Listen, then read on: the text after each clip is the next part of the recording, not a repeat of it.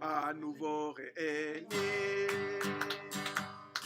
pour louer le Seigneur, à nouveau réunis de même cœur. C'est vraiment avec joie de pouvoir nous retrouver pour un long moment et nous venons ici pour louer notre Dieu. Alléluia. Merci. Nous venons à ta présence et nous nous assemblons pour t'adorer. Nous venons dans ta présence, nous nous assemblons pour t'adorer. Nous venons dans ta présence, nous nous assemblons pour t'adorer. Nous venons dans ta présence, nous nous assemblons pour t'adorer. Pour t'adorer, Seigneur. Nous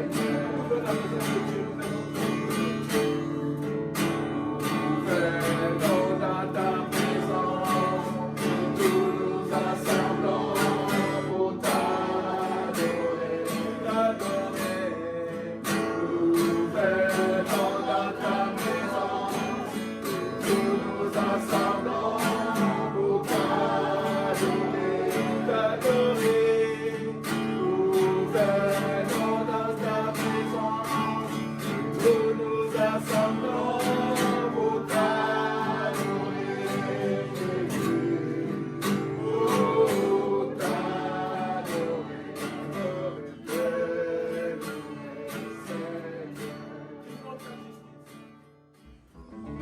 je suis content de vous voir aujourd'hui. Je suis content de vous voir aujourd'hui. Mes frères, que Dieu vous bénisse. Je suis content de vous voir aujourd'hui. Alléluia. Je suis content de vous voir aujourd'hui. Je suis content de vous voir aujourd'hui. Mes frères, que Dieu vous bénisse. Je suis content de vous voir aujourd'hui. Alléluia. Je suis content de vous voir aujourd'hui. Je suis content de vous voir aujourd'hui. Mes frères, que Dieu vous bénisse. Je suis content de vous voir aujourd'hui.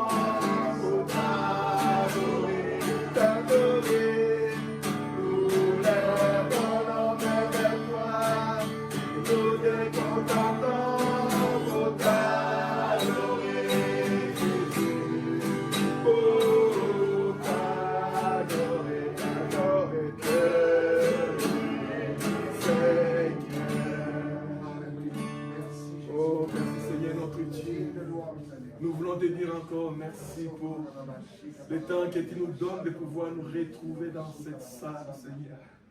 Reçois notre adoration, reçois notre reconnaissance qui monte vers toi. Encore ce matin, c'est notre roi. Oh, tu es merveilleux, c'est notre Dieu. Alléluia.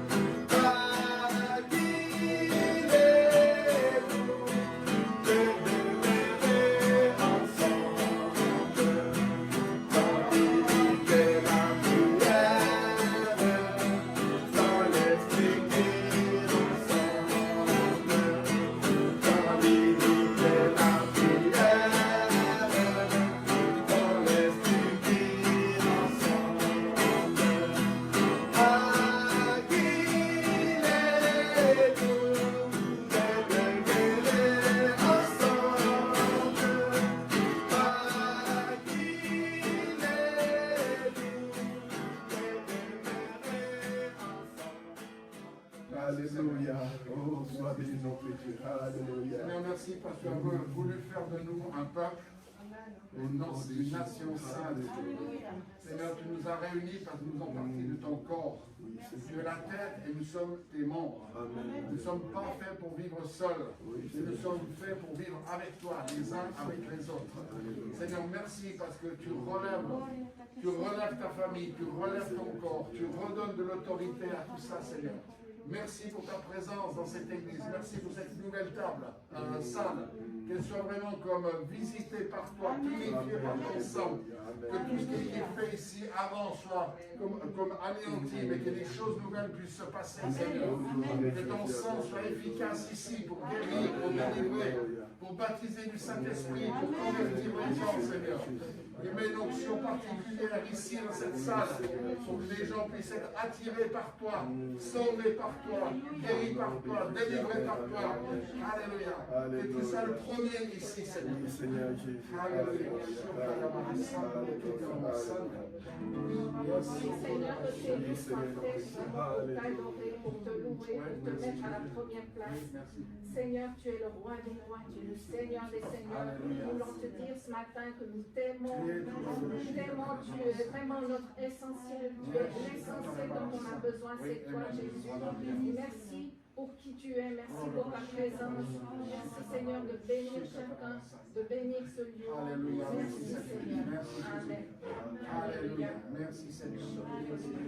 La joie du Seigneur, la force, la joie du Seigneur, la force, la joie du Seigneur, la force, la force, la joie du Seigneur, la joie du Seigneur, la force, la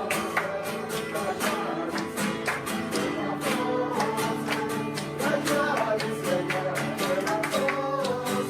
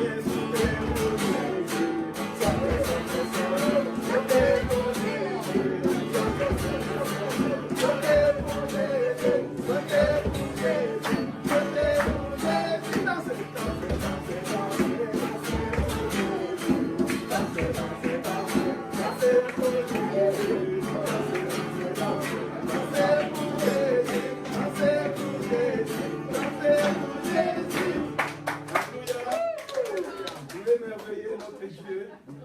Lorsqu'on vient dans la présence de Dieu, la parole de Dieu dit David dansait devant l'Éternel. Alléluia. Parce que Dieu lui a fait des bonnes choses, des grandes choses. Et devant Dieu, on ne vient pas triste. On vient tout joyeux parce que Dieu nous a libérés. Alléluia. De la vaine manière de vivre de ce monde. Et il nous a donné de bonnes choses. Je chanterai des prières.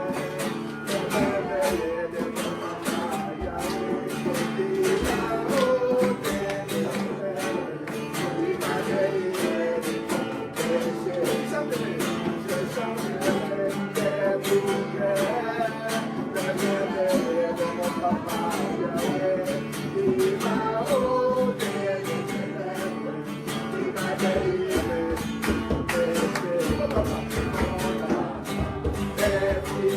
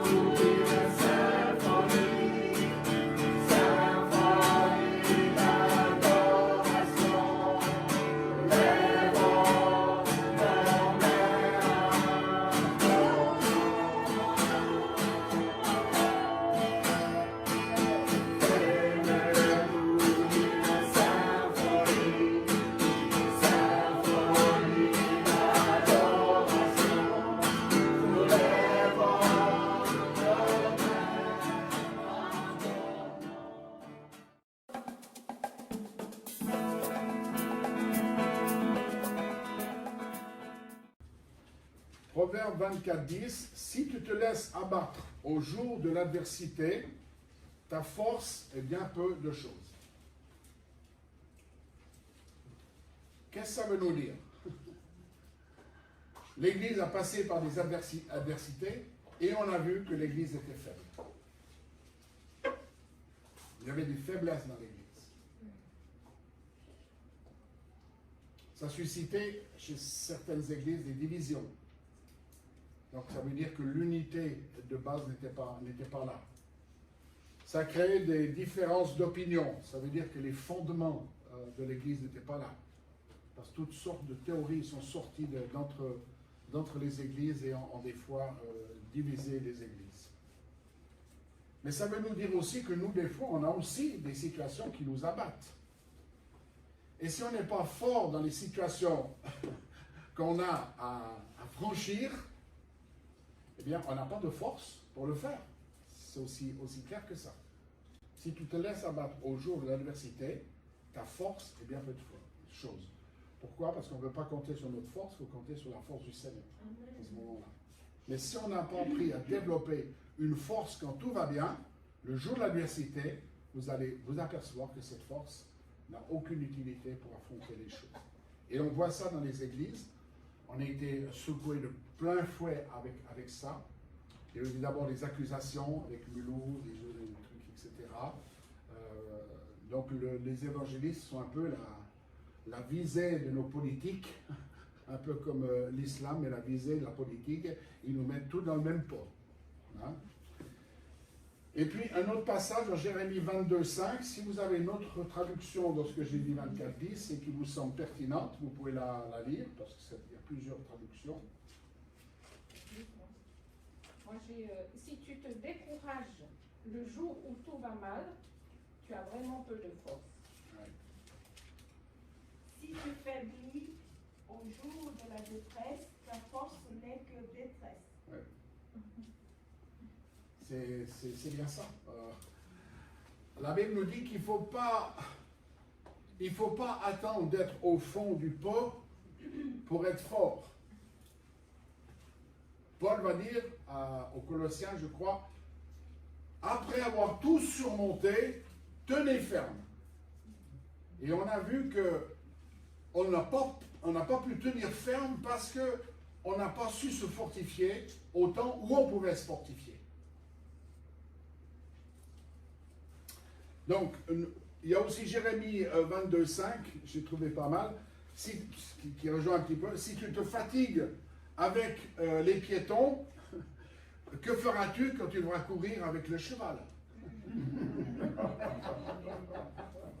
Donc, l'Église évangélique, elle a vécu des décennies un peu tranquilles. On était des chrétiens tranquilles. On avait l'assurance de l'emploi, on avait l'étude biblique, on avait le culte qui était assuré. Si on avait un bobo, on téléphonait au pasteur, etc., etc. On vivait une vie cool. Mais à mon avis, cette vie cool ne nous a pas fortifiés. Quand on rend la vie trop facile, on n'a plus l'habitude de combattre. Et je crois qu'on a perdu quelque chose au niveau de nos églises dans le combat, parce que nous sommes dans un combat spirituel, il faut le dire. Nous traversons une crise sans précédent, comme toutes les crises, elle ébranle en profondeur nos styles de vie. Donc ça ébranlait, ça c'est clair. Ça ébranlait nos certitudes. On pensait, ou le monde pense, qu'il va vivre éternellement. Que l'homme va découvrir toutes sortes de vaccins pour qu'on puisse vivre pour l'éternité. On est même en train de travailler sur les embryons humains pour les rendre éternels. Oui, c'est aujourd'hui.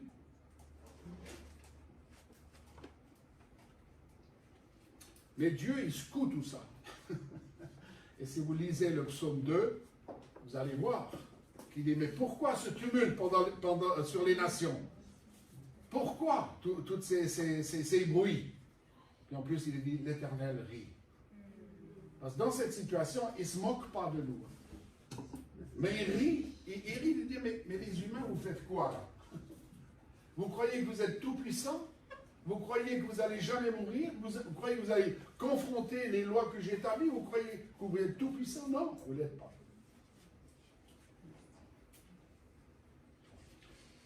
Notre manière de vivre, nos fonctionnements ont cessé. On se voit à distance, on se voit sur Zoom. Alors il y a des très bonnes choses là-dessus, des moins bonnes aussi. Mais je trouve aussi que c'est une saison favorable et une opportunité pour Dieu de sonder nos cœurs. Parce que quand il y a l'adversité, on revient à Dieu. Le peuple de Dieu est toujours revenu à lui quand il y avait les difficultés. La famine, les guerres, les pestes. À l'époque, c'était ça. Ils s'étaient éloignés de Dieu. Toutes ces choses sont arrivées. Et qu'est-ce qu'ils font? Ils se mettent à jouer. Oh Dieu, délivre-nous! Et Dieu, dans sa grâce, les délivre. Mais est-ce qu'on a compris la leçon? Donc je pense que ces moments-là, pour nous personnellement, c'était des moments où on a sondé nos cœurs. Enfin, j'espère. On dit, mais Seigneur, qu'est-ce qui se passe? C'est pas normal ce qu'il y a. Et on demande à Dieu, mais est-ce qu'il y a quelque chose pour lequel on peut te demander pardon dans nos propres vies déjà? Est-ce que je suis sur une bonne voie? David, qui était roi, priait cette prière. Seigneur, regarde si je suis toujours sur la bonne voie. Alors des fois, il faut se poser la question, nous chrétiens, est-ce que je suis toujours sur la bonne voie? Est-ce que je fais toujours ce que Dieu a envie que je fasse? Parce que comme je disais, avant, on avait une vie cool. On faisait ce qu'on veut. On va, on n'y va pas. Ouais, je fais pas. Oh, Dieu n'est pas si méchant que ça. Ok, je peux le faire, je ne peux pas le faire. Voyez, ça c'est pas possible. Et Dieu sonde nos cœurs, mais il sonde aussi l'Église. Et il ébranle l'Église. Et il voit si elle est solide ou pas solide. Est-ce qu'elle est sur les bons fondements ou est-ce qu'elle n'est pas sur les bons fondements? Et c'est tout à fait normal pour ceux qui font du génie civil ou quoi que ce soit. Quand on construit un pont, par exemple, le pont de Millau, si vous voulez visiter ça, il faisait une partie du pont par section, si vous voulez, et puis la section la dernière section qui était mise, il mettait des tonnes et des tonnes et des milliers de tonnes en poids avec des camions remplis de pierres pour voir si ce qu'on avait été construit tient. Et il y avait des appareils à plusieurs kilomètres qui mesuraient si le pont s'enfonçait ou s'il allait résister ou pas. Et s'il s'enfonçait un peu, ça allait, mais s'il dépassait une certaine limite, le pont allait s'écrouler. Donc, toute construction est secouée pour savoir s'il va tenir le coup ou pas. Et ce que nous avons vécu, mes amis, l'Église, nous avons été secoués pour savoir est-ce qu'on va tenir ou pas. Hein? Une occasion aussi à revenir aux choses essentielles. Ça aussi. J'ai l'impression qu'on a tellement de bagages d'enseignement. On est trop sophistiqué. Les disciples, au début de l'ère chrétienne, n'avaient pas tous les enseignements qu'on a aujourd'hui. Et on a moins d'impact que les premiers disciples du premier siècle. En moins de 100 ans, tout l'Empire romain était évangélisé.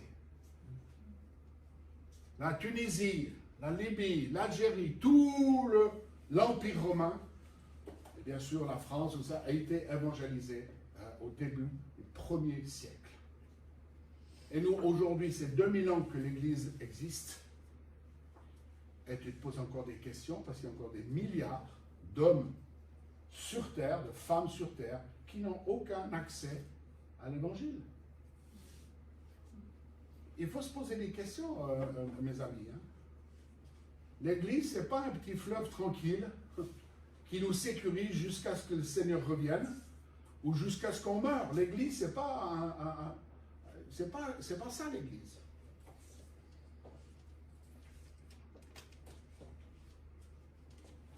Revenir aux choses essentielles et inébranlables. Tous les enseignements qu'on a, on pourrait en remplir une salle si on les écrivait. Si vous allez sur YouTube, partout où vous allez trouver des enseignements. Vous tapez même, je ne sais pas moi, la résurrection de Christ. Ok, vous tapez ça, résurrection de Christ. Vous aurez des tonnes et des tonnes de messages sur la résurrection du Christ. Mais qu'est-ce que ça change dans nos vies? Qu'est-ce que ça change dans nos vies? La connaissance tue, mais l'esprit vivifie. Amen. Alors, on a beaucoup de connaissances, très peu d'esprit. Excusez-moi, je suis un peu rentre dedans, mais des fois, il faut des électrochocs. Hein. Validé. Validé, tu as regardé l'émission aussi, toi, hein, parce qu'il y a une émission sur YouTube qui est validée. Je ne dis pas qu'il ne faut pas y aller, que ce n'est pas bien, etc. Mais on a beaucoup de connaissances, peu d'action de l'esprit.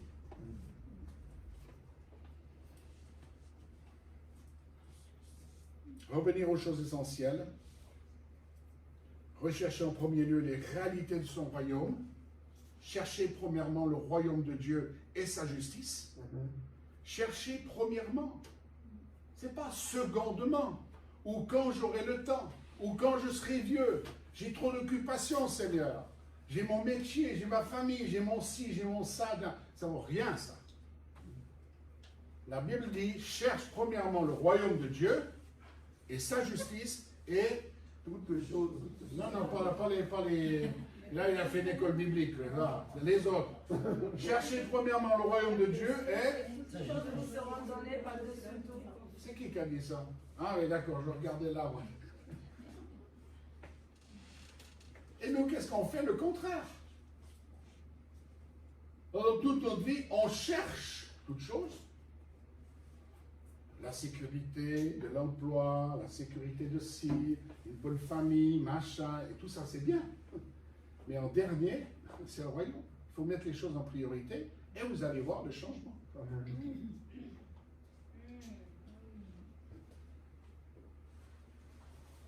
Michée 6, verset 8. On t'a fait connaître, ô homme, ce...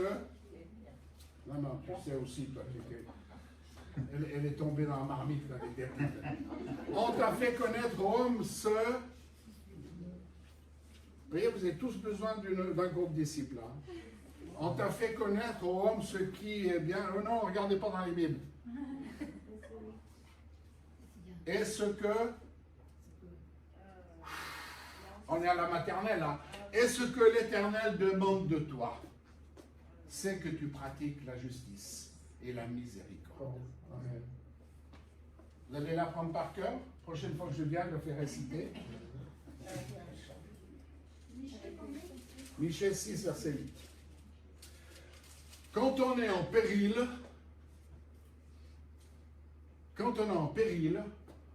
on va à l'essentiel. D'accord? Même quand vous montez dans un avion. D'ailleurs, ça me fait toujours rigoler parce qu'il y a très peu de chances que tu t'en sortes. Hein. Mais ils disent, voilà, si les masques tombent, et si il y a l'alarme et qu'on ouvre les portes pour le secours, ne prenez rien de vos bagages. Sortez comme vous êtes. Il n'y a pas de parachute. Sortez comme vous êtes. Ne vous attendez pas à dire, ah mais j'ai le cadeau, je voulais l'apporter à ma soeur qui est dans les bagages. Non. Tout ça c'est secondaire. C'est la vie qui compte. C'est la vie de ceux qui se perdent qui compte. C'est pas le petit cadeau que j'ai préparé pour lui. Non. Revenons à l'essentiel, s'il vous plaît. On cherche la survie. On cherche les choses qui sont essentielles. Et je vous dis, le monde est ébranlé à ce tour-là. Le monde crie au secours. Le monde est dans la peur, le monde est dans l'angoisse. De la maladie, de la mort.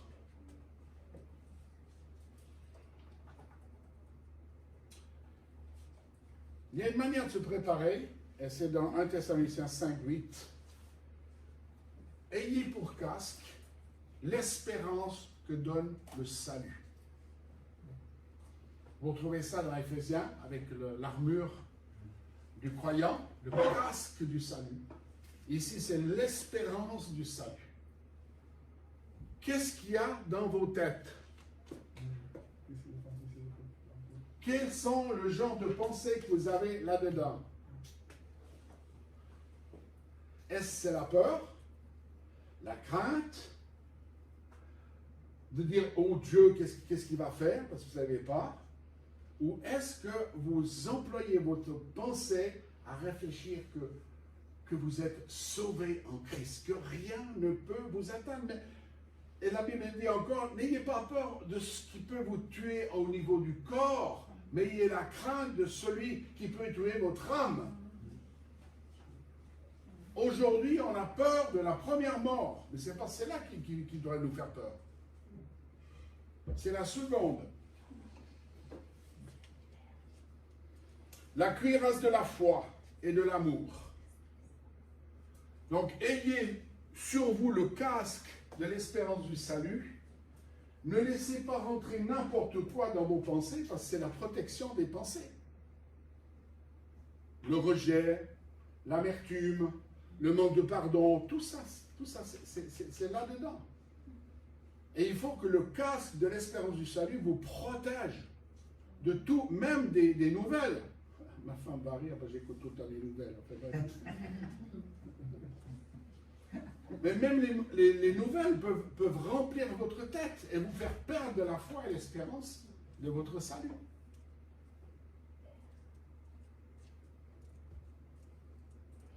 Éphésiens 6,13, si vous prenez les notes, là il parle de toute l'armure du chrétien, le casque, la cuirasse, la ceinture, etc., etc. Et puis il dit, après avoir tout surmonté, tenez ferme. C'est pas quand vous êtes au fond du trou qu'il faut essayer de venir dedans, comme on a lu le premier passage. Si vous n'avez pas de force au départ, vous n'en aurez pas pour la suite. C'est quand on est bien en haut qu'il faut tenir ferme contre les ruses du diable pour ne pas se laisser abattre. Et comprendre la pensée de Christ. Quand du salut, c'est la pensée de Christ. Alors j'aimerais prendre 4 choses.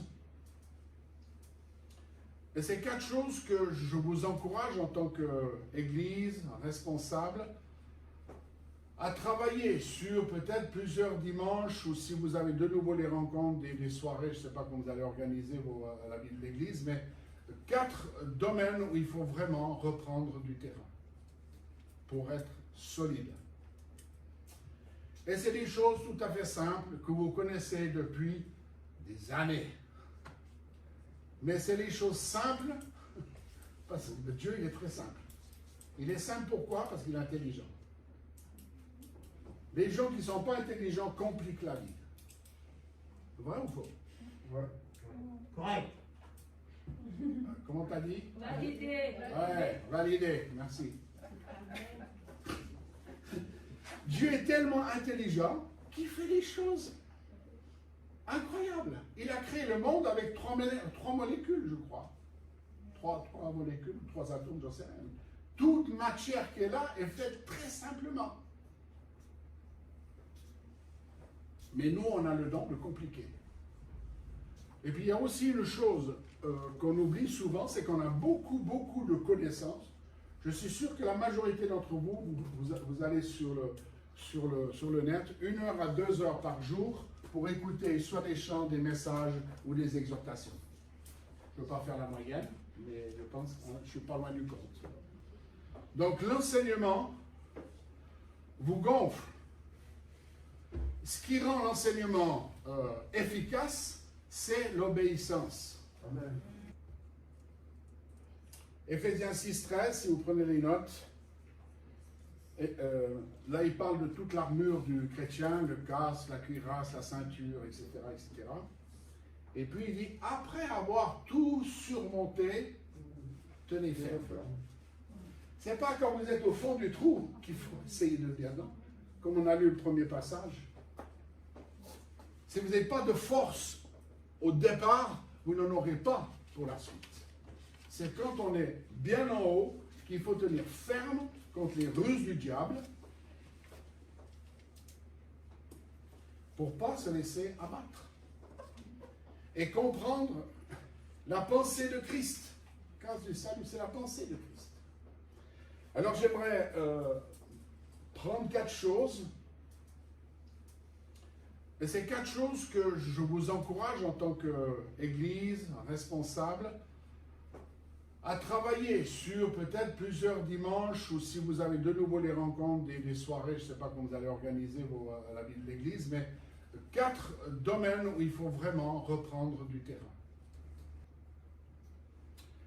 La première chose, revenir aux fondamentaux d'une vraie vie de disciple.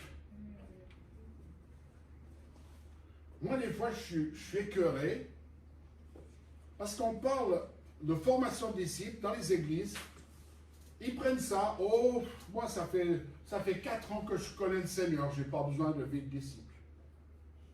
Parce qu'on croit que la vie de disciple, c'est le lait du bébé le lait qu'on donne aux bébés quand ils sont petits. Et l'enseignant disciple, c'est pas ça. Jésus, il a enseigné les disciples, c'est pas des bébés. Pendant 3 ans. Et pas une fois tous les 15 jours. En plus, tu en manques parce que tu as un déménagement, tu as eu ci, tu as eu ça. Mais tous les jours, Jésus était avec ses disciples et il les enseignait en marchant avec. Il vivait avec, il mangeait avec, il dormait ensemble. Pas ensemble, chacun son truc, mais bon. Vous comprenez? Et Jésus transmettait les choses. Transmettait les choses. Et quand on dit disciple, ça veut dire qu'on a un maître. On a des choses en redevabilité. On doit être redevable. Quand vous faites un métier, vous comprenez bien ça. Vous êtes redevable à votre patron, de votre travail. Mais on pense que l'Église, non, c'est comme ça. Oh non, on n'a pas besoin, c'est bon, écoute. Non. Il y a une redevabilité. Si vous voulez grandir. Maintenant, si vous êtes bien comme ça, pas de problème. On donnera le biberon et du lait. Mais Paul dit, vous n'avez jamais grandi avec du lait.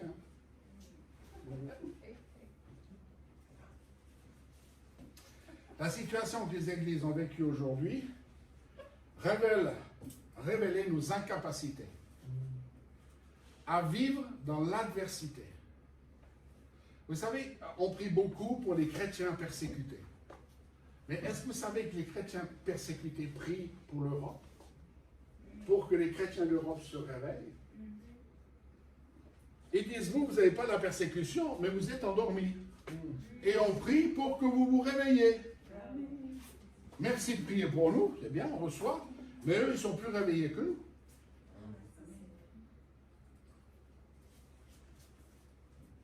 On a la peine à comprendre que la vie chrétienne, c'est une vie d'adversité. Ça ne va pas comme sur des roulettes. Ou si ça ne va pas, on ne peut pas toujours dire oh, « Satan m'a attaqué ». Déjà, je vais vous dire une chose, Satan n'est pas partout, ben, c'est une personne. Donc s'il attaque là-bas, il ne peut pas t'attaquer là. Il lui a envoyé peut-être des petits sous-fifres là. Vous comprenez? Et une fois, j'ai répondu à quelqu'un qui croyait que la horde de démons était autour d'elle. Je lui ai dit, écoute, tu n'es pas aussi importante que ça pour que tout le royaume des ténèbres se déplace pour toi. Donc, dans la vie chrétienne, il faut qu'on accepte qu'il y ait des contraintes. Il faut qu'on accepte qu'on ait des combats. Il faut qu'on accepte que ça ne va pas. C'est pas un long fleuve tranquille. Vous voyez? Quelqu'un disait, à quoi tu reconnais un poisson mort et un poisson vivant? Hein? Quelqu'un est pêcheur, là? Quelqu'un fait de la pêche? Non? Le poisson mort, c'est facile, il suit le courant.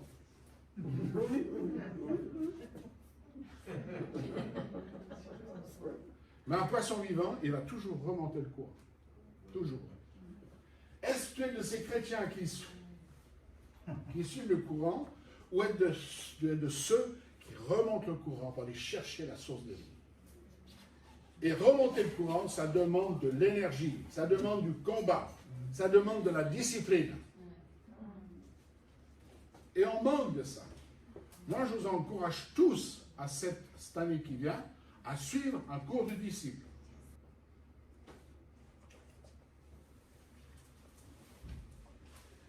On a perdu, on a abandonné nos fausses sécurités, on a de la peine à accepter les contraintes de toutes sortes.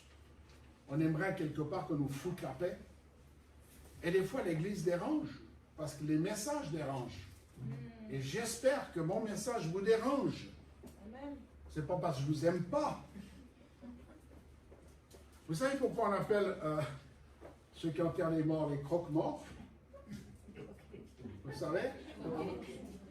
Pour être sûr qu'il est mort, le médecin ou le croque-mort prend l'orteil du mort et s'il réagit, c'est qu'il n'est pas... Donc j'espère que je mords un petit peu vos orteils pour trouver un peu de vie. Si vous ne réagissez pas, c'est que vous êtes déjà mort. Faire face à toutes sortes de peurs. Vous avez bien vu que l'atmosphère aujourd'hui, c'est la peur et l'angoisse tous les jours.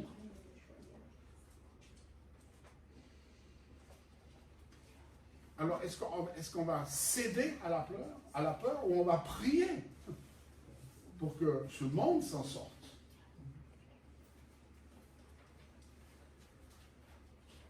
On a la difficulté avec les confrontations au niveau relationnel. On a de la peine avec un frère ou une soeur, on a de la peine à aller le voir. Écoute, là j'ai des questions. On a de la peine. Et on a peine à recevoir des autres qui viennent vers toi et qui disent, écoute, ces derniers temps, j'ai vu qu'il y a quelque chose quand même. Est-ce que tu peux partager un petit peu? On a de la peine. À l'église, c'est Alléluia, gloire à Dieu, Dieu est bon, Korabashi, Taramanda, Rasonda. Et puis à la maison, ça va être l'enfer. Il y avait un dessin humoristique. Là, je vois commencer les gens à venir un peu. Donc, je vais raconter une petite blague pour détendre un peu. Il y avait un dessin humoristique fait par Andersen. C'était Andersen, peu importe qui c'était. Et donc, on voit le couple pastoraux dans la voiture. Et puis, le chauffeur, qui était le pasteur, était là.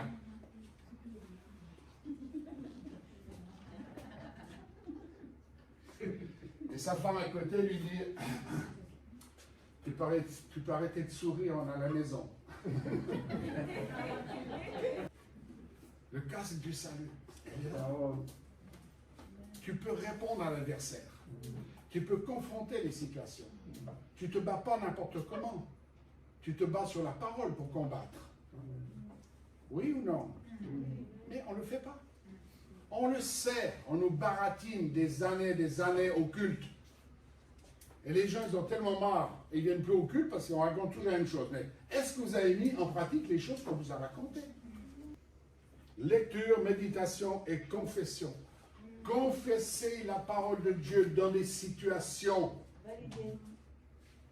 C'est qu'à dire,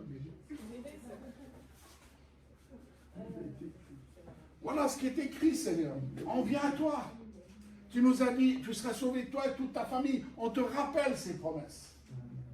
Ne reculez pas devant l'adversité. Mais attaquez l'adversité. Pas n'importe comment, avec la parole de Dieu. Amen. La prière, vous allez dire, oh ouais, je prie. Ouais. Quand? Ah ouais, mais le dimanche matin. Personne ne dit valider.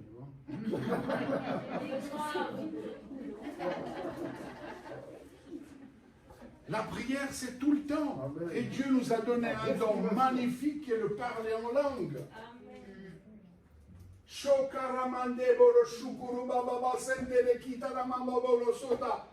ne sais pas ce que je dis, mais l'esprit qui est dans moi sait ce qu'il va dire à Dieu. Des fois, on prie pour le baptême du Saint-Esprit, les gens sont tout contents, ils ont reçu parler en langue. 15 jours après, Tu leur demandes comment ça va. Ah ben, j'ai recommencé, puis je dis toujours la même chose. Et puis je trouve que c'est bête. Et puis en fait, j'ai arrêté. C'est pas comme ça qu'on avance. Hein. Faut pas mépriser ce don. Hein. Pas mépriser ce don. Hein. Parce qu'il est donné à Dieu, il est donné par Dieu à vous pour votre édification personnelle. Donc ça, c'est un point où il faudrait revenir dans l'église et dire, ben, moi j'ai de la peine avec le parler en langue. Ou je ne parle pas encore en langue, qu'est-ce qui se passe? Et vous demandez la prière. Il faut même enseigner sur le parler en langue. Parce qu'il y a toutes sortes de choses qui sont fausses.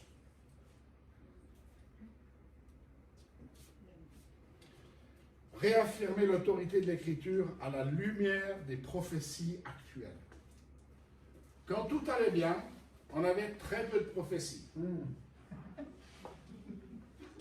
Tout d'un coup, avec cette pandémie, toutes sortes de prophètes sortent. On ne sait même pas d'où ils viennent. On ne sait même pas qui est le responsable. On ne connaît rien du tout. Et ils te prophétisent.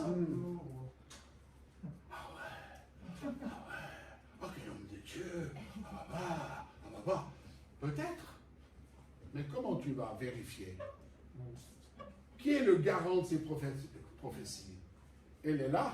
Plus que jamais, nous devons être prudents comme les serpents face à ces prophéties. Et puis simple comme la colombe. Je vais vous dire une chose. Toute situation apocalyptique génère des spéculations. De tout temps, ça a été comme ça. De tout temps, ça a été comme ça. Chaque fois qu'il y a eu des guerres, même en l'an 2000, vous vous souvenez de l'an 2000, c'est pas loin de là, ça fait 20 ans. Tout le monde prédisait, même dans les églises, la fin du monde. Parce qu'il y aurait le bug informatique. Et l'église était paniquée avec ça, déjà. Est-ce qu'on va recommencer ou on n'apprend pas des leçons de 20 ans en arrière? Il y a toutes sortes de prophètes qui se sont levés et qui ont dit, voyez, dans l'Apocalypse, c'est marqué ici, ouais, ça c'est le bug. Quand il y a eu la catastrophe de Tchernobyl, des prophètes se sont levés avec des paroles apocalyptiques, de fin du monde, de jugement. Dans Apocalypse 19:10, ceux qui notent, notez-le, le témoignage de Jésus, c'est là l'esprit de la prophétie. Retenez ça, s'il vous plaît. Et jugez ces paroles que vous entendez, vous écoutez sur tout Internet, jugez-les avec l'esprit de Jésus. Amen. Le témoignage de Jésus est l'esprit de la prophétie. Les visions, les paroles, les inspirations, les messages prophétiques doivent être impérativement jugés.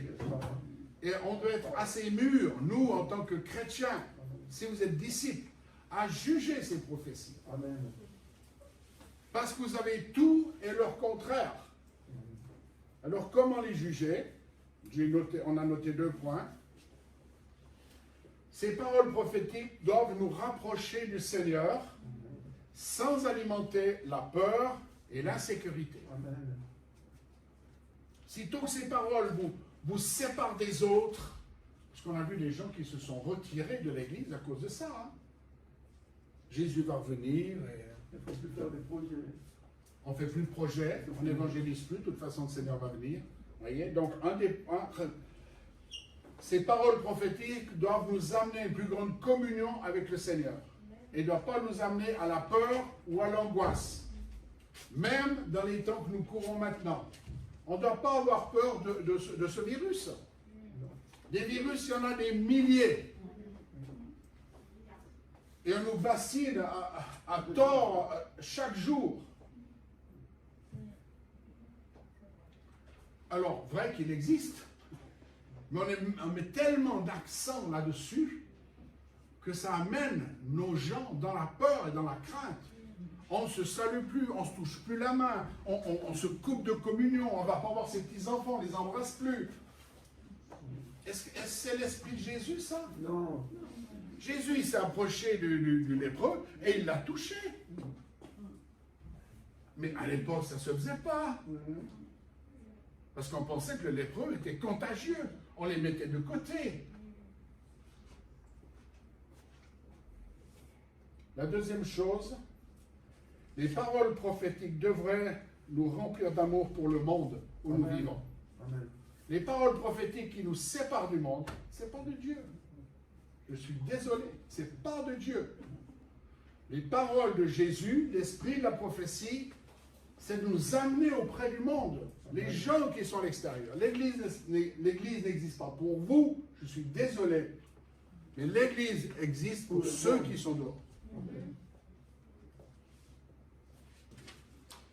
Dieu a tant aimé le monde. Malgré les persécutions qu'il a vécues, Dieu a toujours aimé le monde. On l'a relié, on l'a cloué, on lui a craché dessus, on lui a mis des épines, on lui a cloué les clous, on l'a injurié, on a tout dit de lui. Et il a continué à aimer le monde. Et nous, c'est pareil. L'esprit de la prophétie devrait nous attirer à aimer davantage le monde. Mais si la prophétie nous appelle à nous retirer, comme un temps, il y a beaucoup de gens qui allaient près de Carcassonne, là, sur une montagne, parce qu'on a quelqu'un a prophétisé que la fin du monde allait arriver, hein, il y a 3-4 ans. Gadarache, c'est ça. Tout le monde allait à Gadarache parce qu'il croyait que la fin du monde était là-bas. Mais est-ce que le diable peut nous manipuler comme ça? Ça veut dire que nous, chrétiens, on est vraiment faibles. Faibles. Et on n'a pas de résistance à tout ça. La troisième chose, les paroles prophétiques, qui est l'esprit de Jésus, doivent nous motiver encore plus dans la mission qu'il nous a confiée. Matthieu 28. Allez par tout le monde. Prêchez la bonne nouvelle. Enseignez-leur. Baptisez-les. Chassez les démons. Guérissez les malades. Ça, c'est la mission de l'Église. Et si une prophétie nous dit, oh là là, bougez plus, Jésus va revenir dans tant de jours, alors vous êtes cloîtrés chez vous, ça veut dire que ce n'est pas l'esprit de Jésus. Jésus a vécu dans une période de persécution très forte. Depuis son enfance, on a essayé de le tuer, non? Le troisième point qu'on a relevé avec cette équipe, on appelle ça la plateforme apostolique, c'est qu'on a manqué de former nos membres. On a eu une image de l'Église avec le pasteur et les gens qui viennent écouter le pasteur. Et le pasteur doit tout faire. Visite de prison, visite d'hôpital, prier pour les malades, nanana, nanana, nanana. Ça, ce n'est pas l'image de l'Église. Il faut que ça se brise, ça. Parce que vous êtes responsable, vous, en tant que membre, que cette Église est la vie ou pas la vie. Et ça ne dépend pas du pasteur, ni des responsables. Ce que Dieu vous a donné, c'est des dons qui doivent être mis au service des saints dans l'Église. Le rôle des ministères, comme les 5 ministères, c'est de vous enseigner pour que vous soyez capable de le faire. Amen. Quelqu'un me disait, mais est-ce que je peux prier pour quelqu'un pour sa délivrance? J'ai dit, où c'est que tu vois que ce n'est pas possible? Dans Matthieu 28, il est dit, tous ceux qui ont cru peuvent prier. Amen. Est-ce que je peux prier pour qu'elle reçoive le baptême du Saint-Esprit? Amen. Oui, tu peux le faire. Est-ce que je peux prier pour la guérison ou j'attends dimanche? Peut-être qu'il faut vite que je téléphone au pasteur. Si on ne peut pas lancer un mouvement de prière. Alors ça c'est formidable. Je ne suis pas contre les mouvements de prière, attention. Hein. Mais des fois on se cache là derrière pour ne pas faire ce que Dieu nous demande de faire. Si tu es un malade, tu pries pour le malade. Amen. Tu ne vas pas monter tout le monde entier à faire une chaîne pendant 15 jours. Excusez-moi, je suis un peu... Non, il faut continuer. C'est bon, c'est bon. Des fois, c'est bien, exactement. Je vais vous donner une chaîne de prière où vous pouvez vous inscrire. Ce que je veux dire par là, je me moque un petit peu, c'est que vous avez tous, au nom de Jésus et par la puissance qui habite en vous, l'occasion de prier pour les gens. Si vous êtes convertis, enfants de Dieu, eh bien voilà, tous ceux qui ont cru, voilà ce qu'ils vont faire. Nous, on peut juste vous dire comment vous pouvez le faire, comme Jésus l'a dit. Quand les disciples n'ont pas réussi à chasser des esprits, il a dit, mais cet esprit-là, il faut que tu jeûnes. Donc, Jésus a dit, je vais jeûner pour que tu puisses. Non, non, tu jeûnes, tu demandes toi-même la puissance et tu le fais. Donc, l'Église ne fonctionnera que si tous les membres se mettent en route avec vos dons. Il y a les dons pratiques qu'on a vus, et puis il y a les dons de l'esprit, d'évangéliste, peu importe, qui peuvent édifier cette Église. Mais nous sommes tous concernés. Nous sommes chacun membre du corps. On n'est pas détachés.